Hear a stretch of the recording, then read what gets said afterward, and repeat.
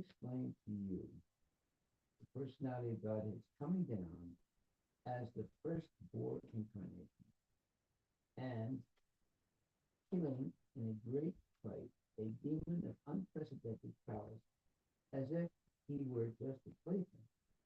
This has been narrated by me as I heard it from my predecessor, spiritual man. Purport by the purport by His Divine Grace A.C. Bhaktivedanta Swami Srila Prabhupada. Here at the stage, Maitreya admits that he explained the incident of the killing of Hiranyaksha by the Supreme Personality of Godhead as a straight narration. He did not manufacture anything or add interpretation, but explained whatever he had heard from his spiritual man. Thus, he accepted as bona fide the system of parampara, receiving the transcendental in specific succession, unless received by this bona fide process of healing from the spiritual master. The statement of an acharya or preceptor cannot be valid. Should I start all over again? No, just speaker. It is also stated here that although the demon Hiranyaksha was unlimited in prowess, he was just like a doll for the Lord. A child breaks so many dolls without real endeavor. Similarly, although a demon may be very powerful and extraordinary in the eyes of an ordinary man, in the material world, to the Lord, killing such a demon is no difficulty. He can kill millions of demons as simply as a child plays with dolls and breaks them. Srila Prabhupada ki jai, Gaur Premanandi Haribol. So Maitreya continued, my dear Vidura, I have explained to you the personality of Godheads coming down as the firstborn incarnation and killing in a great fight a demon of unprecedented prowess as if he were just a plaything. This has been narrated by me as I heard it from my predecessor, spiritual master.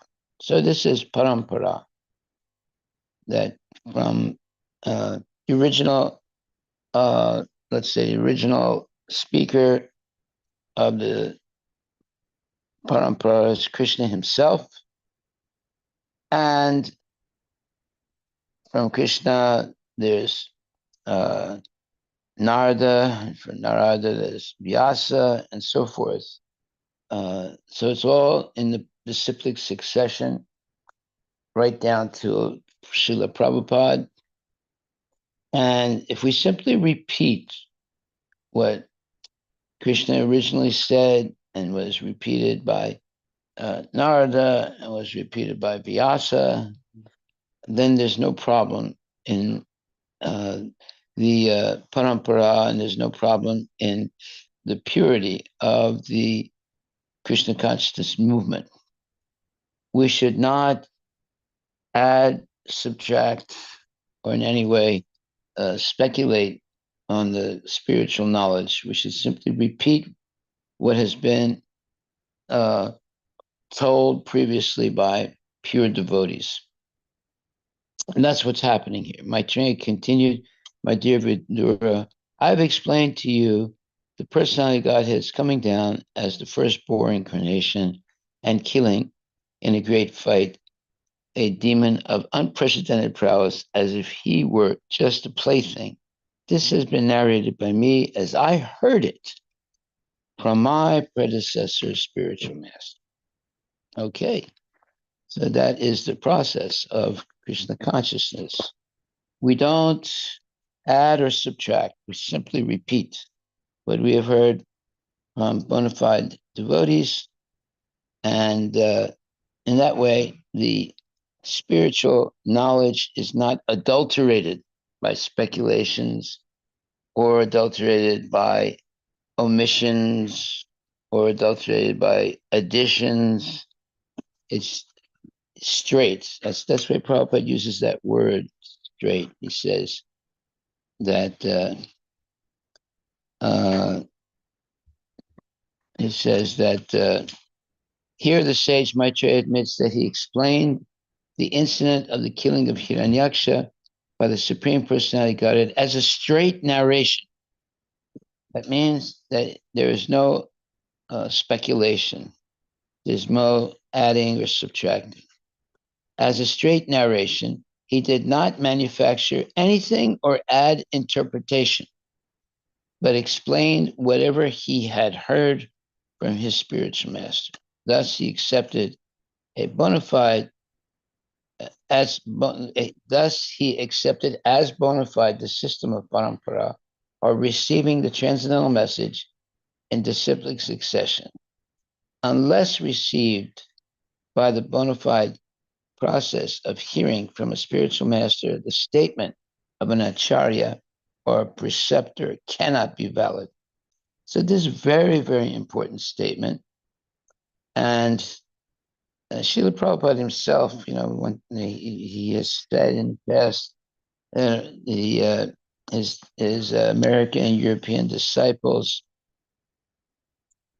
they have two, let's say, diseases. One is they want to change things, and two is they want to um, uh, they want to mm, yeah, okay, sense gratification and change.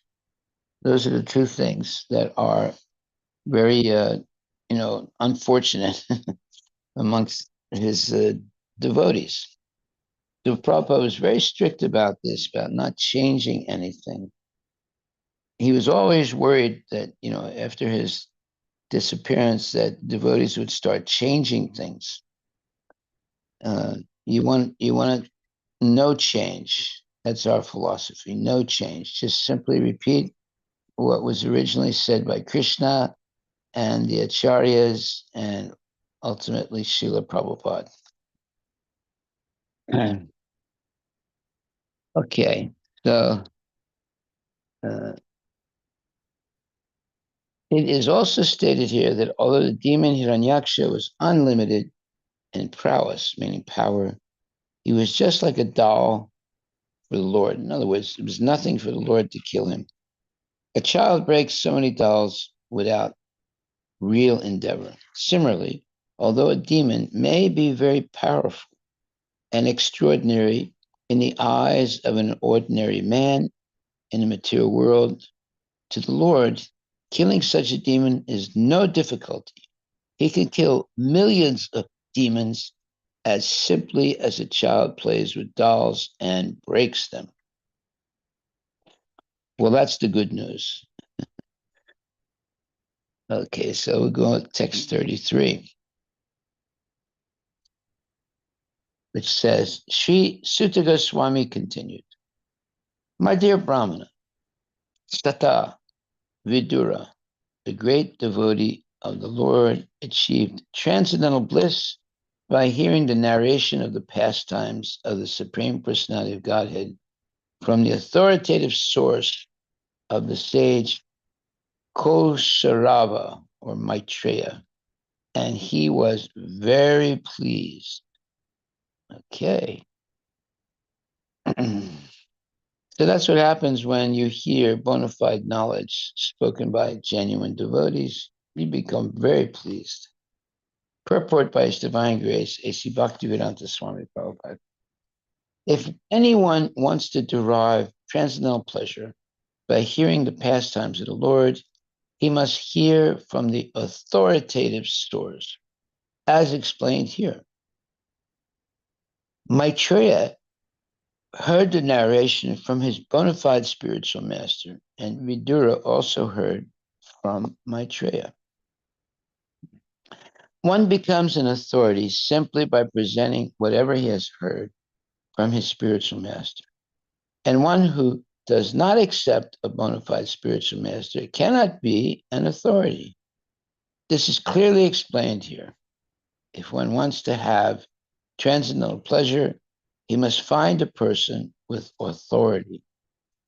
It is also stated in the Bhagavatam that simply by hearing from an authoritative source with the ear and the heart, one can relish the pastimes of the Lord. Otherwise, it is not possible. So we can understand what it means to hear by the ear, but what does it mean by the heart also? Well, that means that you cherish every word that you heard here by the ear, and you, in a sense, put that in your heart and never deviate from it. Okay, so Sanatana Goswami therefore has especially warned that one should not hear anything about the personality of the Lord from the lips of a non-devotee. Non-devotees are considered to be like serpents. As milk is poisoned by a serpent's touch, so although the narration of the pastimes of the Lord is as pure as milk, when administered by the serpent-like non-devotees, it becomes poisonous. Not only does it have no effect in transcendental pleasure, but it is dangerous also. Lord Chaitanya Mahaprabhu has warned that no description of the pastimes of the Lord should be heard from the Mayavadis or the impersonalist school. He has clearly said, Mayavadi basya sunile haya sarva nasa. If anyone hears the Mayavadi's interpretation of the pastimes of the Lord or other interpretation of Bhagavad Gita, Srimad Bhagavatam, or any other Vedic literature, then it is doomed. Once one is associated with impersonalists, he can never understand the personal feature of the Lord and his transcendental pastime.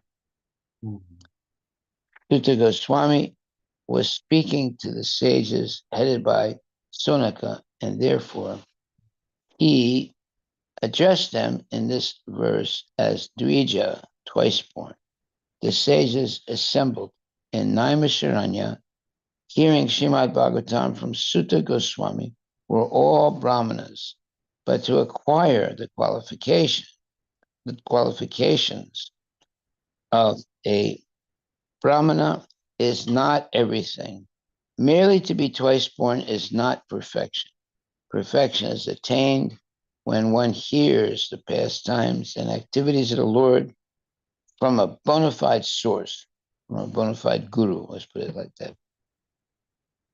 Okay, now there's a lot of information here, and we'll try and emphasize the main points. So, one major point here is that non-devotees are considered to be like serpents. Serpent is a snake. As milk is poisoned by a serpent's touch, so, although the narration of the pastimes of the Lord is as pure as milk, when administered or spoken by serpent-like non-devotees, it becomes poisonous. Not only does it have no effect in transcendental pleasure, but it is dangerous also.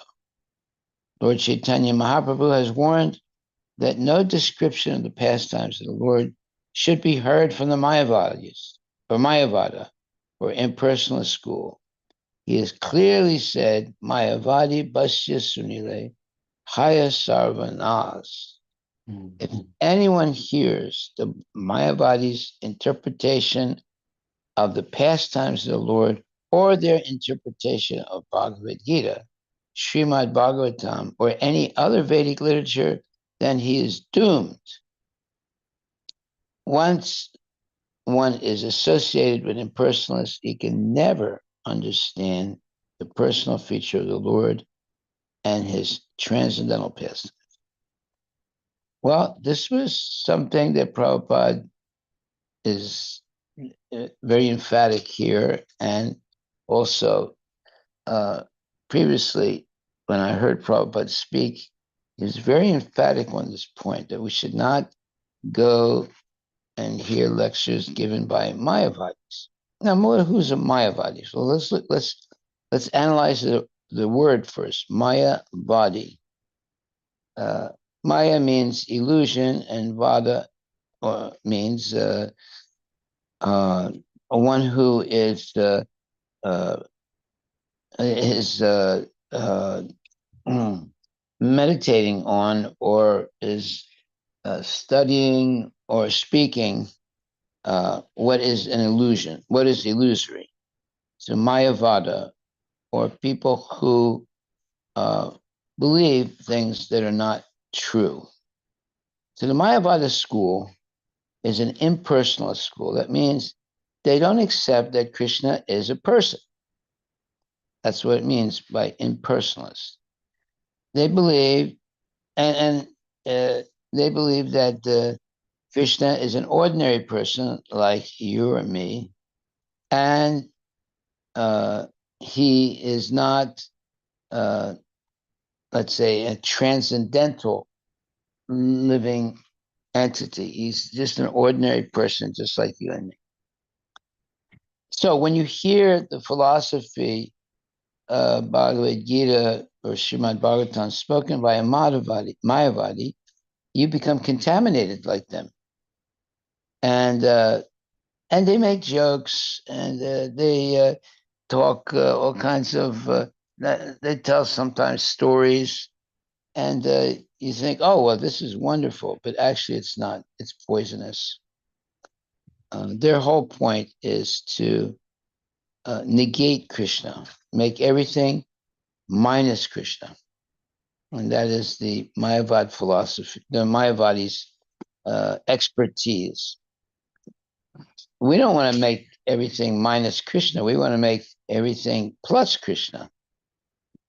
So, therefore, it is said that if you go Mayavadi Basisunile Hayan Sarvanas means if anyone hears the Mayavadi's interpretation of the pastimes of the Lord, or their interpretation of Bhagavad Gita and Srimad Bhagavatam or any other Vedic literature, then he is doomed. That means that you will never be able to understand correctly the Shastras. He's doomed. Uh, so Prabhupada didn't like at all when devotees would go sometimes to hear Mayavadis speak. So uh, sometimes some people say, "Whoa, what's wrong with that? You can't be a fanatic. You gotta, hear everybody's opinion." No, that's not correct. You should hear only the and read only the purports that Srila Prabhupada is giving us. Otherwise, we will be misled. Even one word that is different than what the acharyas say is enough to poison a person. So we have to be very careful who we hear from. We learn by hearing. And if we hear from genuine devotees, we'll never be misled. But if you hear from Mayavadis and other impersonalists, you'll get completely confused. And you will not be able to understand the Shastra correctly. Therefore, it says, Sanatana Goswami, therefore, has especially warned that one should not hear anything about the personality of the Lord from the lips of a non-devotee. There it is. So this is something we should, write down in our little book or something, booklet. This in non-devotees, it means Mayavad. Mayavadis and demons, yes. Yeah. But does it include the pious people who speculate? No. Yes, it includes the pious people who speculate. So, uh, Lord Chaitanya Mahaprabhu has warned that no description of the pastimes of the Lord should be heard from the Mayavada or impersonalist school. He has clearly said, Mayavadi Basya Sunile Haya Snarvanas. If anyone hears the Mayavadi's interpretation of the pastimes of the Lord, or their interpretation of Bhagavad Gita, or Srimad Bhagavatam, or any other Vedic literature, then he is doomed. That means that he's completely like cursed, or he is completely will be confused. Once one is associated with impersonalists, he can never understand the personal feature of the Lord and his transcendental past. He uses the word never here, and it's true. He can never understand the personal feature of the Lord and his transcendental pastimes. Now, see, maybe you've never met a real Mayavad, but they're very clever people. They're not stupid. They're very very. I wouldn't say they're very educated, but I would say that they're very clever, and they know how to play with words, and they know how to speak and uh, quote shastras, and everything that they quote, they give the wrong interpretation of it. So you have to be very careful. Uh, and they have classes all the time, just like we do. Sometimes they're even better in Sanskrit than us. And but their whole thing is uh, that they explain everything minus Krishna, okay? Because they're jealous and envious of Krishna.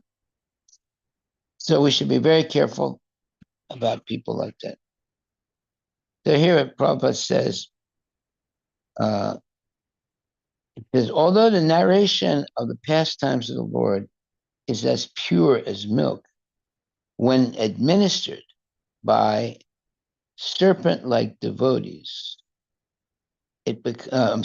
serpent-like non-devotees, it becomes poisonous. So when you hear the Shastras explained by non-devotees, it becomes poisonous. It doesn't purify you, it poisons. Not only does it have no effect in transcendental pleasure, but it is dangerous also. Lord Chaitanya has warned that no description of the pastimes of the Lord should be heard from the Mayavada or impersonal school. He has clearly said, Mayavadi Basya Sunile Hayan Sarvanas. If one hears the Mayavadi's interpretation of the pastimes of the Lord,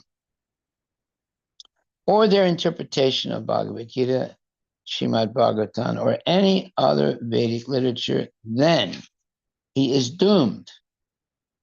Once one is associated with impersonalists, he can never understand the personal feature of the Lord and his transcendental pastimes. So, if you want to completely get confused, you go and hear lectures by Mayavadis. They can twist things around and you'll be confused the rest of your life.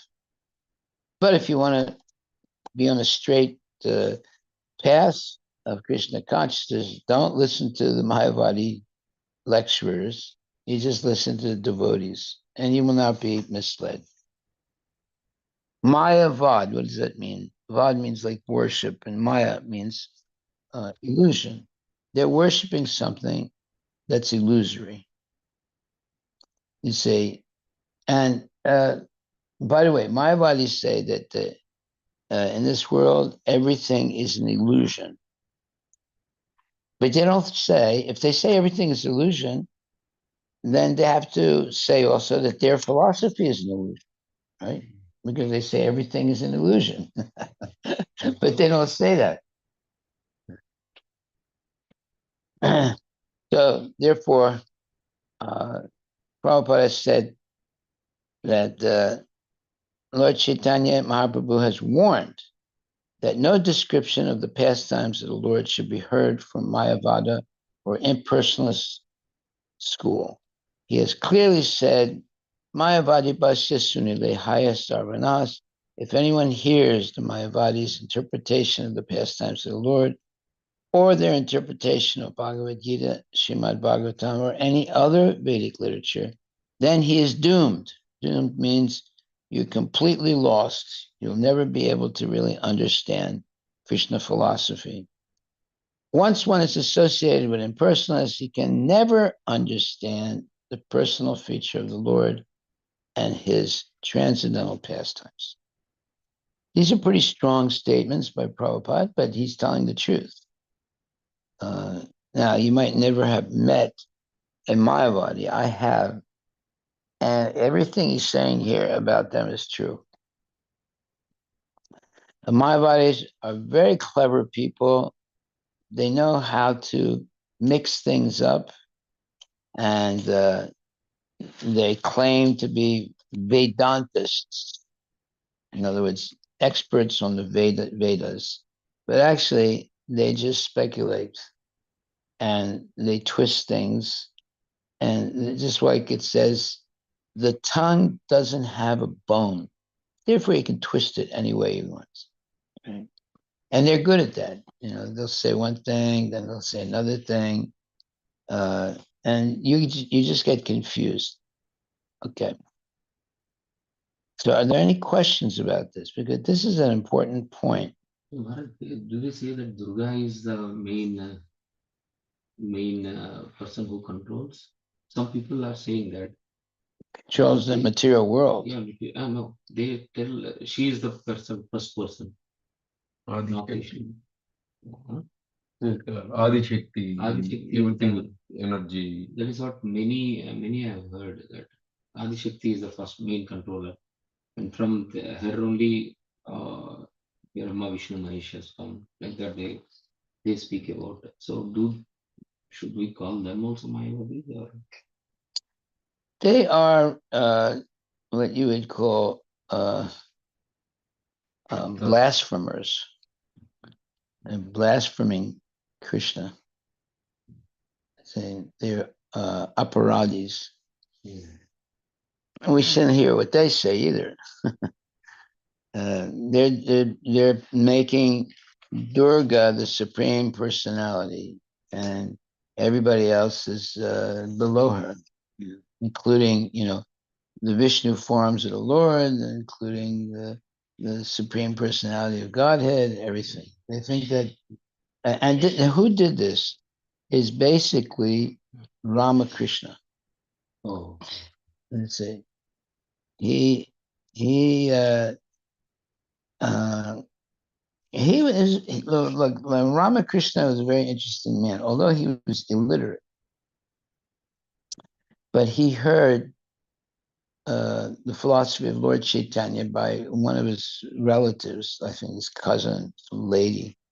She explained to him who Lord Chaitanya was. So he knew everything about Lord Chaitanya. Not everything, but he knew a lot about Lord Chaitanya. And but why don't you look him up? I think he was illiterate. He couldn't read or write. Huh? he was illiterate. Yeah, he was illiterate. That means he couldn't read. Is But the same person who formed Ramakrishna Mission? Vivekananda formed Ramakrishna. Yeah, his disciple, Vivekananda. Vivekananda, now he was a really good speaker. And he knew everything about Krishna consciousness. I mean, but he, mixed it up with Mayavad philosophy. So if you asked him to speak about Krishna consciousness, he could do it. But his whole thing was, uh, Durga and Mayavad philosophy, impersonalism. Unfortunately, because he was a very educated person. Now, Hare Krishna Maharaj. Yes. Yeah. So I just want to share something. Like one of the event actually, I met someone who's kind of following the Ramakrishna mission, and then I asked in the discussion, I was asking about like how do you believe, what do you believe, and why? I mean, if there is all scriptures saying that Krishna is supreme, and you guys also read Bhagavad Gita, then Ramakrishna Paramahansa is like against of personal form. So what he was saying, that who said that? I'm following Ramakrishna Paramahansa. There is nothing like that. They are kind of not following the personal form, because Ramakrishna Paramahansa is the great devotee of Mata Durga. So, or Kali or Durga, something. So, if he is a devotee of Kali or Durga, then how come you can say that he is not believing in the personal form? So, I cannot really answer that question, but I just want to share that. Okay. Yeah, but Kali is not Kali is not the supreme personality of Godhead. You know the Yeah, but history of Kali? You know how she began? Huh? no. But the point is, he has mind some form. He was worshipping. So it's not What like form? What completely. form is that? What form is that? What is he was worshiping Obviously, Kali. yeah, exactly. Yeah. Yeah. So Kali Mata is let's call it a powerful deity, but she's not the supreme personality of Godhead. She was she came into existence because Lord Brahma and I think Lord Shiva also, and then Krishna uh, empowered her. And there's a whole history about it, how she became empowered. She received different uh, uh, astras from All three. huh? All three people. All three what? Brahma, Vishnu, Mahesh.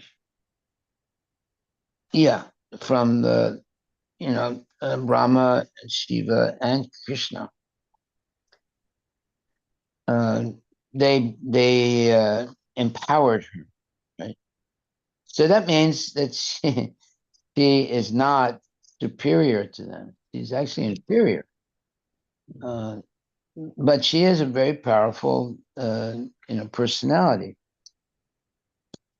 But even she is uh, nothing compared to Lord Krishna. Zero. And there are many histories about Kali, and some histories. See, it depends which shastras you're reading. There are shastras in the mode of ignorance. There's shastras in the mode of passion, and there's shastras in the mode of goodness. Right. So the Kali Mata shastras are all in the mode of ignorance, and we don't even read them. But the followers of Kali read them, right? So the presentation is that Kali is the supreme personality of Godhead. So we need to avoid the Mayavad philosophy, as well as avoid this uh, uh, Kali philosophy. Uh, of course, Kali is a very powerful lady. There's no doubt about it. But she's not the supreme personality of Godhead. And how do we know that? Well, because we know it if we follow the Vaishnava Acharyas.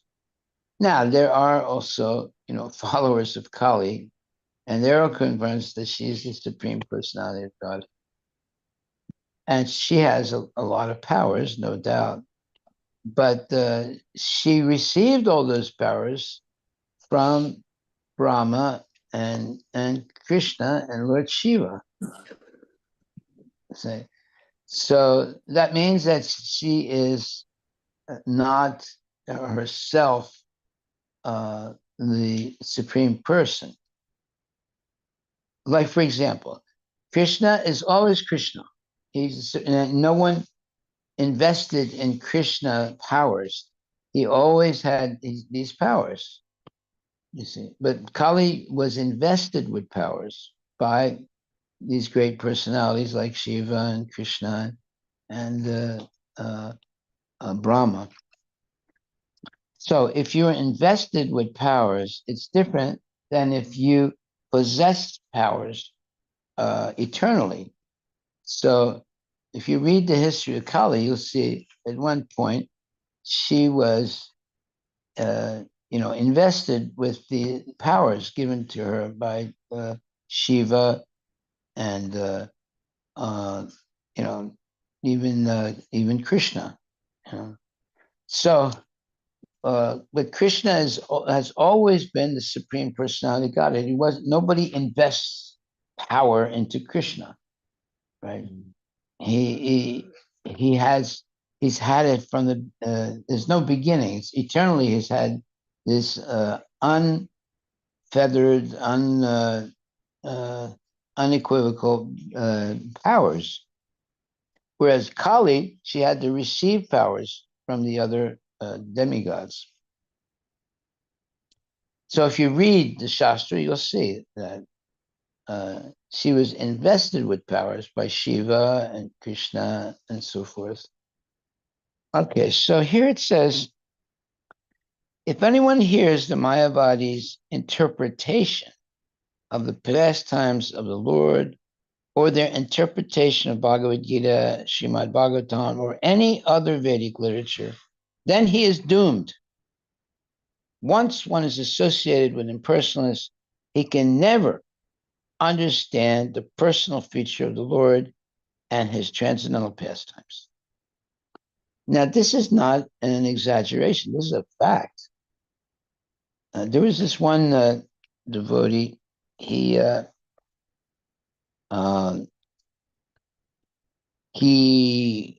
made a decision that he would go and convince the Mayavadis to become devotees. And he thought that, he had enough knowledge that he could convince. And this is a true story now. This is not just it's not a Shastric story. It's a true story from ISKCON history. So he goes. He was an ISKCON devotee. He went to this group of Mayavadis and started preaching to them Krishna consciousness. And by the time he finished speaking, then they started speaking. Then he became a Mayavadi also. Yeah, because they knew Sanskrit much more than he did. They could quote Sanskrit much better, and they gave their own interpretations of everything they quoted from the Shastra, and he got bewildered, flummoxed. They call it flummoxed. That's a good word, flummoxed. Look that word up. And he joined them. They convinced him to join them. So we shouldn't be puffed up like that. They think, oh, I'll go to the Mayavadis and convince them to become Hare Krishnas. They have their whole, so-called sampradayas, and they're all pundits and things like that. But some of them are very smart, and they know a lot of Sanskrit. What does that say? Flummoxed? Bewildered or perplexed. Yes. So this devotee who thought, oh, I'll go and convince them to all become devotees, they turned him upside down, right? And he became one of them. So we shouldn't have that type of power, being puffed up ourselves. We should be very humble. Just like when Lord Chaitanya went to see the Mayavadis, he was very humble. He sat in a place where people wash their feet, and the leader of the Mayavadis came up to him and said, "Please don't sit here. You're we can tell that you're a very exalted personality. Please sit over here. And then they began to talk. And at first, Lord Chaitanya was very, very, let's say, quiet, and he was listening to them somewhat. And then they asked him to explain things. And by the time he finished explaining things, they were all convinced that he was the Supreme Personality of Godhead. So that's a nice part of the Chaitanya Charitamrita to read, and read about the meeting of Lord Chaitanya with the Mayavadis. Maybe you can find that right now. Can you find it? Which one, Maharaj? The meeting of Lord Chaitanya with the Mayavadis. Oh, yeah. So that is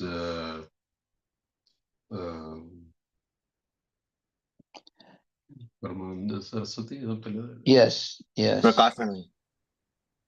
What? Prakashanand Saraswati, right? I think. Yeah, Prakashananda Saraswati, yes. Let's read that because it's very interesting.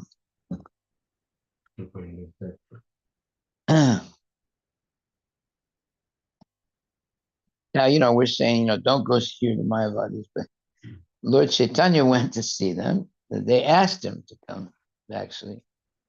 And then he was able to help them become Krishna conscious. Now, we might not have that ability, but he did. You find it? Mm-hmm. What's it say? So there's actually a few articles. Maybe I'll just Yeah, read some of it. Go ahead. It's in the Adilila. Yeah, so I'll just read this part. At that time, this is our Chaitanya conversation of Prakashananda Saraswati. Prakashananda Saraswati, yeah. Mm-hmm. It was at that time, Varanasi was headed by a great sannyasi of Mayavad school named Sripada Prakashananda Saraswati. When the Lord was at Varanasi, the people in general became more attracted to Lord Chaitanya Mahaprabhu on account of his mass Sankirtana movement. Wherever he visited, especially the Vishwanatha temple, thousands of pilgrims would follow him. Some were attracted by his bodily features, and others were attracted by his melodious songs glorifying the Lord. The Mayavada sannyasis designate themselves as Narayanas or Brahman. Some people who saw the Lord in his Sankirtana party considered him to be actually Narayana, and this report reached the great sannyasi Prakashananda. When the news of the Lord reached Prakashananda, he knew that the Lord was a Vaishnava sannyasi, and therefore he minimized the value of the Lord before those who brought him the news. He deprecated the activities of the Lord because of his preaching Sankirtana movement, which was, in his opinion, nothing but religious sentiment. Prakashananda was a profound student of Vedanta, and he advised his followers to give attention to Vedanta and not indulge in Sankirtana. And one devotee, Brahmana, who became a devotee of the Lord, did not like the criticism of Prakashananda, and he went to the Lord to express his regrets.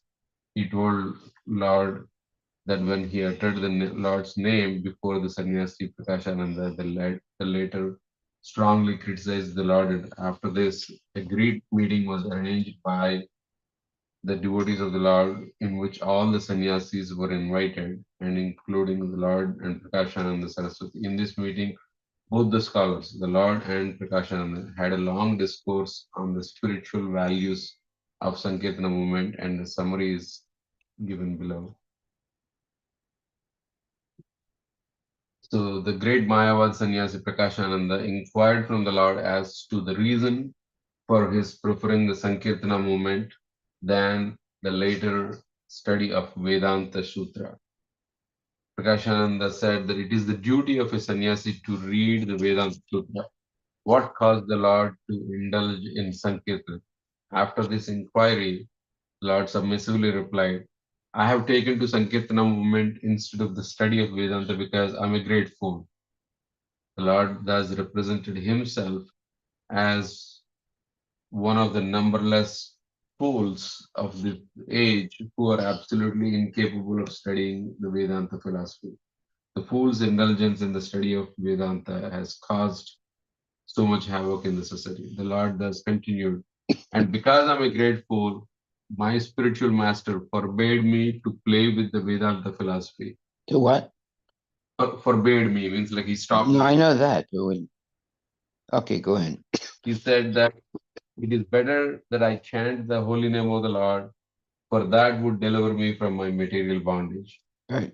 In this age of Kali, there is no other religion but the glorification of the Lord by utterance of His holy name, and that is the injunction of all the revealed scriptures.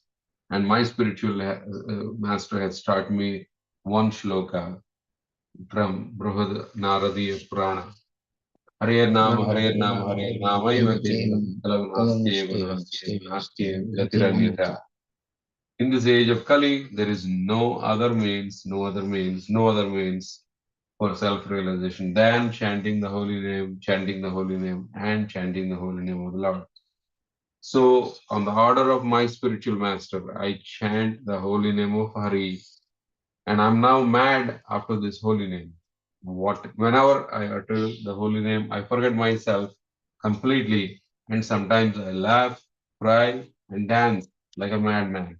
And therefore, I asked my spiritual master about it. He informed me that this was the real effect of chanting the holy name, which produces a transcendental emotion that is a rare manifestation. It is the sign of love of God, which is the ultimate goal of life. On hearing this statement from the Lord, I was Sannyasi asked the Lord, what was the harm in studying Vedanta along with chanting the holy name? Prakashananda Saraswati knew well that the Lord was formerly known as Nimai Pandit, a very learned scholar of Navadvipa, and his posing as a great fool was certainly to some purpose. Hearing this inquiry by the sannyasi, the Lord smiled and said, Vedanta Sutra consists of transcendental words and sounds uttered by the transcendental personality of Godhead. The message of the Upanishads is expressed in Vedanta Sutra, and what is said there is certainly directly glorified. Whatever interpretations have been given by Sripada Shankaracharya have no direct bearing on the sutra, and therefore such commentation spoils everything. The word Brahman indicates the greatest of all, which is full of transcendental opulences, superior to all. Brahman is ultimately the Supreme Personality of Godhead, and he is covered by indirect interpretations and established as impersonal, Nirakar. Everything that is in the spiritual world is full of transcendental bliss, including the form, the body, place, and paraphernalia of the Lord. Anyone who accepts the transcendental body of the personality of Godhead as something mundane certainly commits the greatest blasphemy. The Lord thus spoke to the sannyasi almost in the same way he spoke to Bhattacharya of Puri, and by forceful arguments, he nullified the Mayavad interpretations of the Vedanta Sutra. All the sannyasis that claimed that the Lord was the personified Vedas and personality of Godhead. Now, all the sannyasis there claimed that the Lord was the personified Vedas and personality of Godhead. All the sannyasis were converted to the cult of Bhakti, and all of them accepted the holy name of Lord Sri Krishna, and they dined together with the Lord in the midst of them. After this conversation of the sannyasis, the popularity of the Lord increased at Varanasi, and thousands of people assembled to see the Lord in person. The Lord thus established the primary importance of Srimad Bhagavata Dharma, and he defeated all other systems of spiritual realization. After that, everyone at Varanasi was overwhelmed with the transcendental Sankirtana movement. Very good. Very, very good. So we see that Lord Chaitanya Mahaprabhu was able to convince the Mayavadis to take up Krishna consciousness. Now, if you go to Varanasi today, the Mayavadis are back again, and stronger than ever. I don't know, stronger than ever, but they're there. They are more in number. What? They are more in number. Yeah, yeah. So we have to pray that Lord Chaitanya come again. You know. Mm. Okay, so Sanatana Goswami, therefore, has especially warned that one should not hear anything about the personality of the Lord from the lips of a non-devotee. Non-devotees are considered to be like serpents. As milk is poisoned by a serpent's touch, so also the narration of the pastimes of the Lord is as pure as milk when administered by serpent. Let me read this again. So also the narration of the pastimes of the Lord is as milk when administered by a serpent-like devotees. It becomes poisonous. Not only does it have no effect in transcendental pleasure, but it is dangerous. And also, Lord Chaitanya Mahaprabhu has warned that no description of the pastimes of the Lord should be heard from the Mayavada or impersonalist school. He has clearly said, Mayavadi Basya Sunile Haya Sarvanas.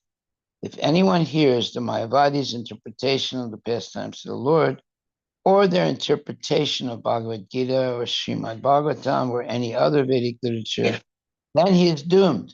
It means finished. He has no possibility of understanding correctly. Once one is associated with impersonalists, he can never understand the personal feature of the Lord and his transcendental pastimes. So, there are more Mayavadis than Vaishnavas. And you have to be very careful not to associate with them. They're, in many cases, what you would call lethal or poisonous. Although, if they're willing to hear about Krishna, that's okay. But usually, they never really come to the temple. And do you have any Mayavadis that come to the Samamish temple that you know of? Yeah, one I know one. Somebody forgot their phone Yeah, and we put it in the table, but when the screen opened up, yeah. one of the gurus, his name is forgot his name, but still existing. Yeah, you can tell he's the Maya. But So he came. He came in the cell phone. yeah, and this that the screen saver Yeah, is one of the Mayavadi gurus. yeah. Well, did the person come who had that? No idea. Probably they should have come to get the phone back. Yeah, Yeah. One day, one lady came, Maharaj. She was talking about only Shiva, Shiva, Shiva. yeah. She's saying Shiva is only the person. I mean, I can listen about Krishna, but I cannot accept. I mean, him to be more. I mean, it is for Shiva for me. Right. Yeah. One day, a man came to the temple when I was there. He had a big stack of books like this, and he said, "I want to give you these books." I said, "Why?" He said, "Because I want you to know what the truth is." Mhm. I said, "What is the truth?" He said, "Krishna is not God.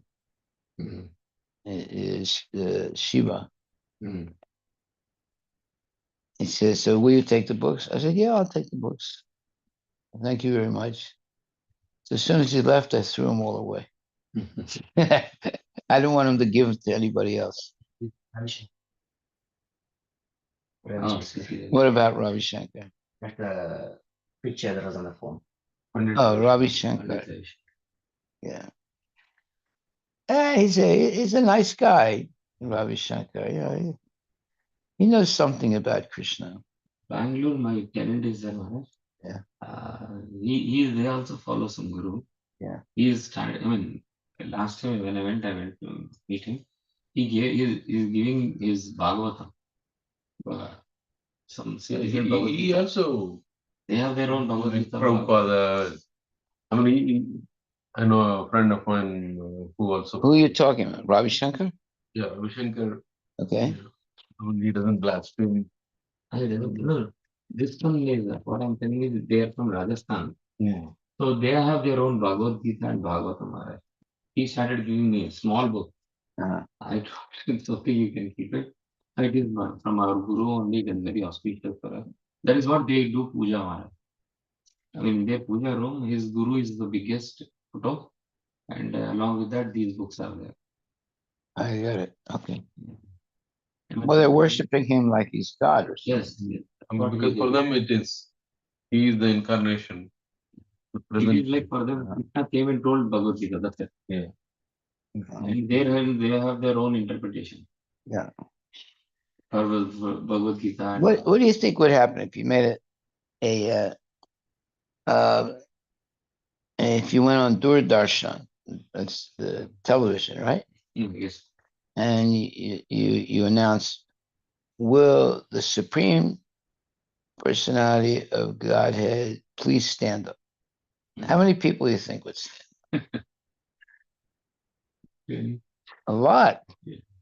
A lot. There's a lot of incarnations of Krishna in India. Many people argue why you people are telling only Krishna. There are many gods for us. Yeah. Argue. Well, they think that makes Hinduism more powerful than other religions because they can worship many gods. Yeah. And then Krishna consciousness, they think there's something wrong with it because they're not worshiping all the gods. Yeah. Yes. You're not worshiping all the gods that they think that's wrong with us. Like very laid back, very like a while ago, my grandpa, he said that you should worship all the gods, not one. You know, the boomers and all. Yeah. So here, Tried to educate you. Yeah. You were arguing with them? No, don't argue with them. If you argue with them, it's no use. You just say yes, yes, yes, yes. You know, and just avoid the argument because it's very difficult for these people who've been poisoned. That's why it says here. It says here. It says.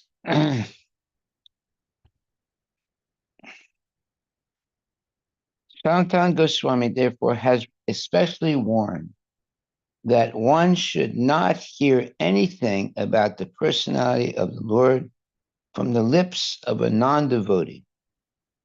Non-devotees are considered to be like serpents. As milk is poisoned by a serpent's touch, so also the narration of the pastimes of the Lord is as the narration of the pastimes of the Lord is as pure as milk when it administered. Okay, I'm sorry. Non-devotees are considered to be like serpents. As milk is poisoned by a serpent's touch, so also the narration of the pastimes of the Lord is as pure as milk when administered by serpent-like non-devotees, it becomes poisonous. Not only does it have no effect in transcendental pleasure, but it is dangerous also. Lord Chaitanya Mahaprabhu has warned that no description of the pastimes of the Lord should be heard by the Mayavada or impersonal school. He has clearly said, Mayavadi Bhasya Sunile Chaya Sarvanas. If anyone hears the Mayavadi's interpretation of pastimes of the Lord, or their interpretation of Bhagavad Gita or Srimad Bhagavatam or any other Vedic literature, then he is doomed. Once one is associated with one personalist, he can never understand the personal feature of the Lord and his transcendental pastime. That is actually a very correct statement, very powerful statement, and very correct. So here, the Chaitanya Charitamrita Madhya Leela, where Lord Chaitanya Mahaprabhu was having conversation with Sarvabhauma Bhattacharya. Yeah. So this is in the 6th chapter, 167. Chaitanya Mahaprabhu is saying, one who does not accept the transcendental form of the Lord is certainly an agnostic. Such a person should be neither seen nor touched. Indeed, he is subject to be punished by Yamaraj. Wow. My goodness. The Buddhists do not recognize the authority of the Vedas, therefore they are considered agnostic.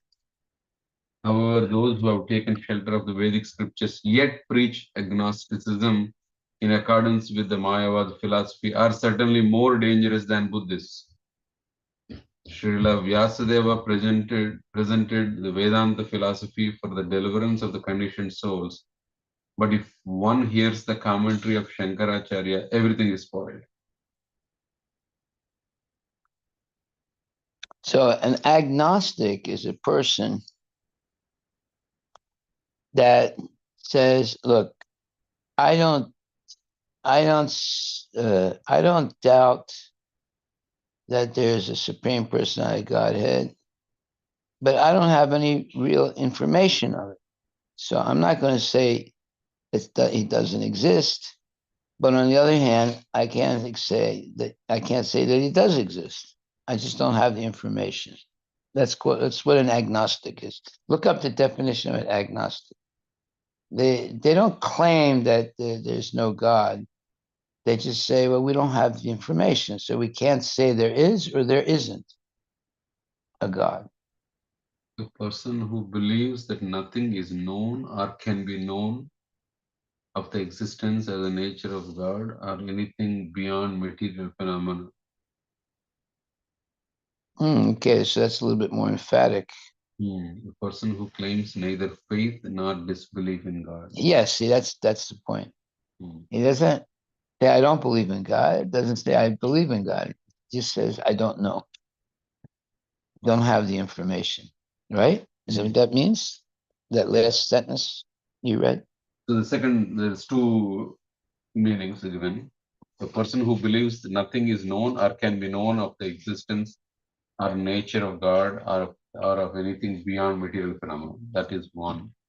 And then a person who claims neither faith nor disbelief in God. Right. Right.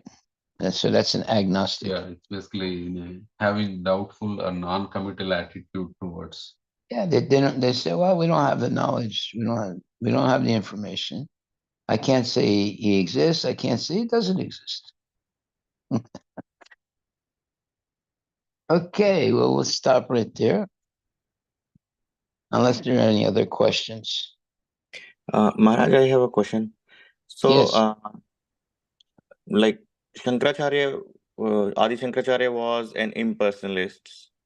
And yesterday evening, when we were reading 7.3 from Bhagavad Gita, Srila Prabhupada was mentioning that even Shankaracharya is commentary on Bhagavad Gita, he accepts Lord as the Supreme Personality of Godhead. So, how do we understand that? Because Adi Shankaracharya was like both impersonalist as well as he believed, he commented that, Lord Krishna is the Supreme Personality of Godhead, meaning his personal form and he's the Supreme. He uses the word covered personalism.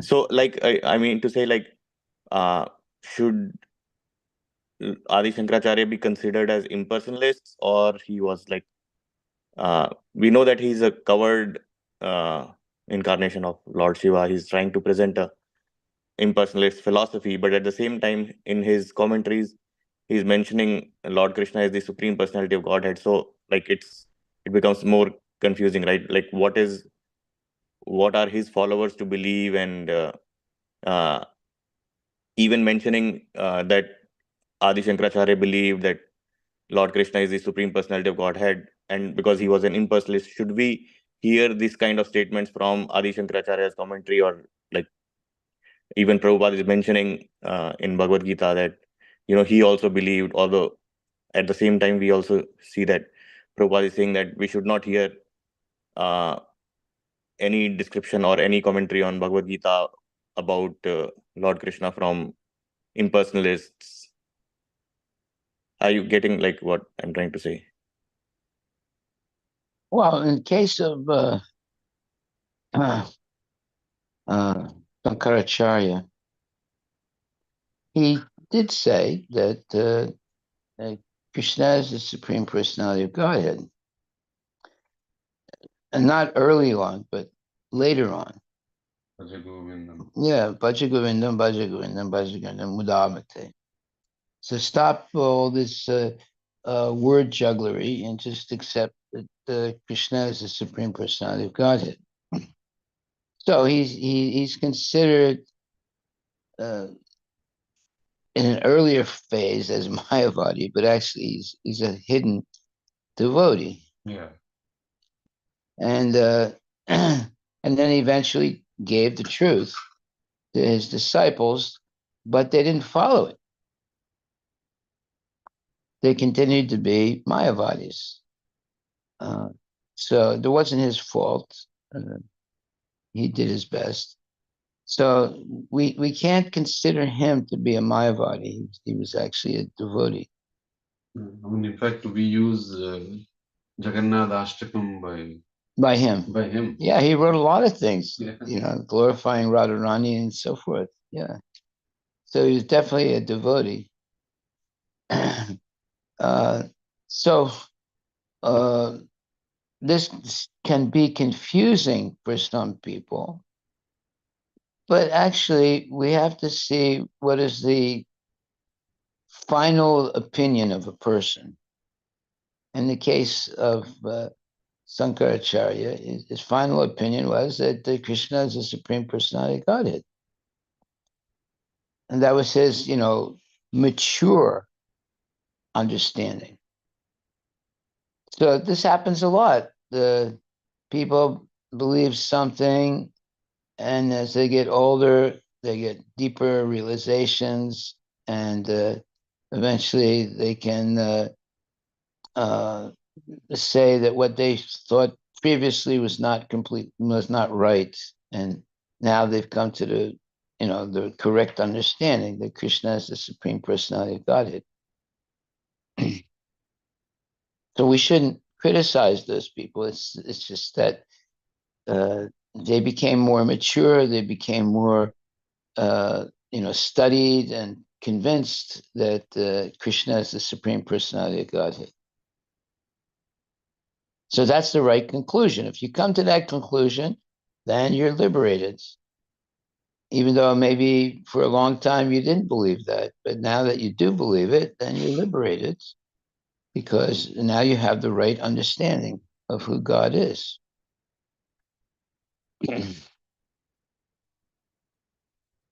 So we shouldn't criticize Adi Shankaracharya. He was actually a devotee.